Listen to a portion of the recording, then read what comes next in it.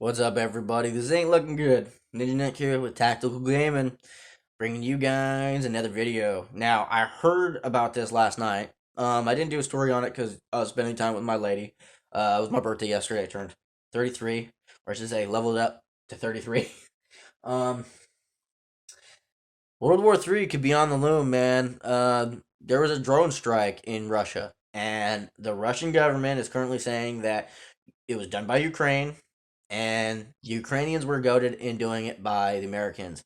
And in all honesty, um, because American leadership is very fucking stupid right now, and they actually do have some of our operators in that country when they shouldn't, and they know they shouldn't. Um, well, Russia has all the ammo they can to actually start World War III, which is what they want, and so does China. Like, if China and Russia team up, like, which they will, if you don't think they would, you're a fucking idiot. Um, but yeah, World War III, because you got to look at how World War One was and World War Two, right? How many powers were there in World War Three or World War Three, World War Two? Like, there were several that we had to fight against, and we weren't even in it until someone stupidly decided to bomb Pearl Harbor. So let's get into this. This could be interesting. Thank you both for your appearance. I want to extend my condolences as well to the family of General Stewart, who was a trailblazing Marine. Heck yeah. I'm surprised it's gotten to me, the seventh questioner, and no one's raised the fact that Russia's government has accused Ukraine of trying to assassinate President Putin and saying that the United States goaded them into it. Right. Kind of a big deal. That's a huge deal. True, as the kids say today. Dr. Haynes, what do you have to say about these claims from Russia's government? Well, obviously, you've seen the Ukrainian government deny their, having engaged in this. And at this stage, we don't have information that would allow us to provide an independent assessment. You have American operators over there, ma'am. You literally have American operators over there. And Russia knows it. Russia has known it. And as a matter of fact, actually, Russia knows the fact that we've been giving Ukraine fucking assloads of money, which we shouldn't have been doing in the first place. Like, at all. Like, Ukraine is not a NATO nation. At all. Ukraine was a part of Russia at one point in time. So the fact that we're even embroiled in this is kind of BS, in my opinion.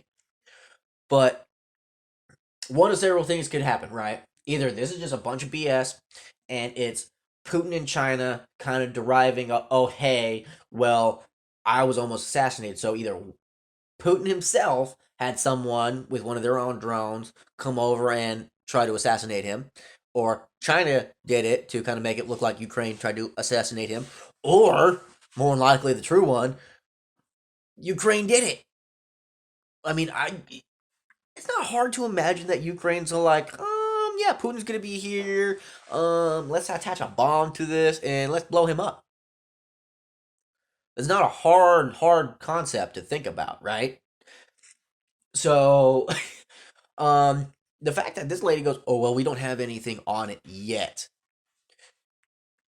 You're part of the intelligence agency. You should. I can guarantee they have CIA over there, and I'm pretty sure the NSA has a good idea what's going on. Our government likes to lie to the American people quite a bit. There's a lot of shit that they know well before it even happens. Hey, don't even think about it. Stop scratching shit. Come on. You always got to understand that the government, our government, everything they say, half-ass lie with a half-ass truth. I think that maybe these claims are exaggerated. I don't think they are. Do we know that Vladimir Putin doesn't spend the night at the Kremlin all that much? Is that correct, Director Haynes? Yes. Kremlin is not like the White House, in other words. It's not the primary residence of the president of Russia. I think right now, any primary residence for him would be a bad idea. He's currently at war. Weapons that could do significant damage to the Kremlin. Is that correct? That is correct. They also appear to be the kinds of drones that would require relatively close line of sight control, which means someone on the ground in Moscow, which is not known as an open and friendly city to people who are hostile to the Russian government. Is that correct, General Barry? Potentially from the photos that I've seen, yes. In most attacks on Russian soil, Ukraine's government has been ambiguous or silent about responsibility for the attacks. Yet in this case, they've explicitly disclaimed any responsibility. Is that correct, Director Haynes? Yes. All right. General Barry, I think you might have been onto something when you said that sounds like misinformation. I want to move on to another matter, Director Haynes, about Mexican drug cartels. They're causing now more deaths in America than we lost every year in the Vietnam War, or every year in America than the entire Vietnam War. In fact, almost twice what we lost in the Vietnam War. Damn. Due to fentanyl alone. Has the intelligence community produced a national intelligence estimate on the threat that the cartels pose to America? No, we have not, sir. So Huh? An NIE is the most authoritative written judgment on national security matters. Is that correct? It is an authoritative, I suspect. Okay. If our government it really, really, really wants to stop the cartels, then our Congress and Senate need to go to the president and say, hey, you need to green light a talk with the head of Mexico, the president of Mexico, and say, hey, do you want to become free from the cartels? Because if so, because I mean, they're fighting every day with the cartels. Like some of the videos you see, it's automatic fire. It literally looks like a night in Fallujah. Okay, like Afghanistan, Iran, Iraq. It looks bad over in Mexico, and that's literally our neighbor. Okay, and it does spill out over to us sometimes. So if our government was legit about getting rid of, the cartels, then they would talk to the United States government, would go and talk to, the Mexican government and say, hey, let's collaborate, let's stomp this out, let's get rid of the cartels so that you guys can be free and we are no longer dealing with some bullshit. You know what I mean? Let's hash it out. Because the thing is, if we go over there, we can we can get rid of them. We can. It's America. I mean, come on now. And in my opinion, it shouldn't be like a little softball thing we do either. It should be capture, kill, done. All cartel members. All cartel members. Capture, kill, done. Period. Get rid of them, wipe them out. Now I'm gonna quote a game, and this is where, like, in all honesty, gamers and or game creators have a good idea of how like certain things should get done, but of course because of political climates and reality and everything else kind of can't. But Wildlands, like if you never heard of Wildlands, look up Tom Clancy's Wildlands, one of the best games I ever played. I love that game. But that one, literally a group of, military trained specialists go over to Mexico and start wiping out cartel and cartel members. Let's do it. Like, let's do it. But with that information, because like I said, I never seen anything. I never watched the video. But if it literally was from Moscow, that definitely kind of sounds like Putin trying to say, hey, I was almost assassinated. Because I mean, Putin does want World War III. So does China. And they don't want to look like it that they started it. You know what I mean? Because then NATO and everyone else will get involved, and then that's bad for China and Russia. So, Right. but at the same time, China, Russia, Do you Korea. have any plans to produce an NIE on the threat the cartels pose to America? We do actually have something on our calendar that is on transnational criminal organizations, including the cartels in this space. Thank you. I think that's warranted, and I'll look forward to seeing it. So do I. Director Haynes, you mentioned earlier that it will take Russia years to rebuild its ground forces, and I believe you were saying that to express agreement with General Berry. Is that correct? And General Berry, you believe it'll take years for Russia to rebuild its ground forces? World War III, it won't matter. Wanna know why? Russia has planes, they have tanks, they have all sorts of heavy duty machinery. That's what they have. China has the bodies. China also has the same thing. So, like I was saying before, when it comes to how the world powers worked and how WW1 and 2 went, right? I can see Russia, China, and Korea joining up forces and using all of their stuff together to attack America, to attack every other country that they want to attack. But they're going to have to go about it in a very, very smart way. And one of the smart ways is to alienate and isolate America from their allies. And what better way to do that other than making America look incompetent? But at the same time, you got to remember some of our allies weren't allies at one point in time. And some people who are now our enemies were our allies at one point in time. We saved China's ass. If it wasn't for us, China would have become Japan's bitch. Literally. But because we came in after Japan was stupid, we wiped them out. So explain to me how we owe China anything. No, we don't. We don't owe them anything. But yet, so supposedly we owe China trillions of dollars. And, well, that's where, in my opinion, if we're going to get charged trillions of dollars for saving a country, why don't we just save our own country and say, fuck everyone else, right? But no, we can't do that because, we're big brother America and shit. Most intelligence agencies inaccurately judged the early days of the war. They thought that Russia would roll into Kyiv very quickly and conquer most, if not all, of Ukraine. General Barrier, was that a result of our intelligence agencies underestimating the Ukrainians or overestimating the Russians? Senator, I think it was a combination of both. I would agree. I would agree. When you're making your own operational plans, you have to make assessments about the adversary, correct? Yes? Correct.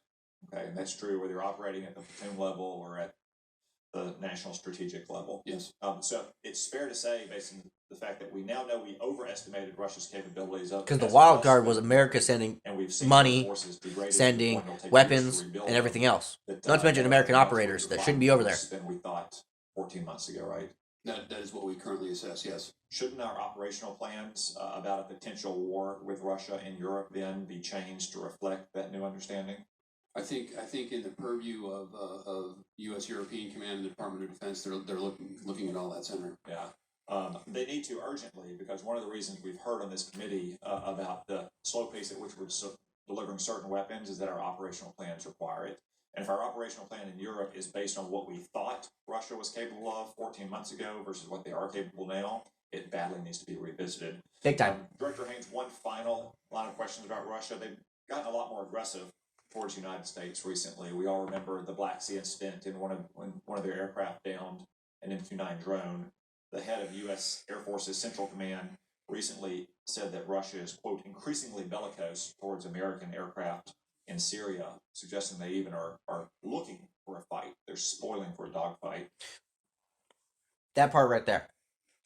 I live in Alaska. Every day, Russian planes come close to our coast. Well, not coast, but our waters. They literally come close to our waters. They go from their waters to international waters to close to ours.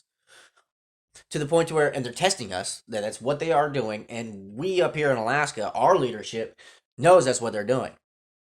And we, every single day that they do it, send our planes to intercept and show them, hey, fuck around and find out. So, FYI, for anyone in the lower 48, you're welcome when World War III starts. Because we're going to be the ones fighting Russia first. We're fighting China first. You can guarantee it. Because we're on the front lines. And once again, I'm going to make a video game quote. You can go ahead and get mad at me. But Fallout 3, the Anchorage, Alaska VR thing that you do for Fallout 3 DLCs, right? You literally put this VR thing on. You get to relive the memories of a soldier who fought in the war that started the bombs dropping, right? Because no one was winning. And a lot of people assume, oh, hey, because everyone has nuclear weapons, no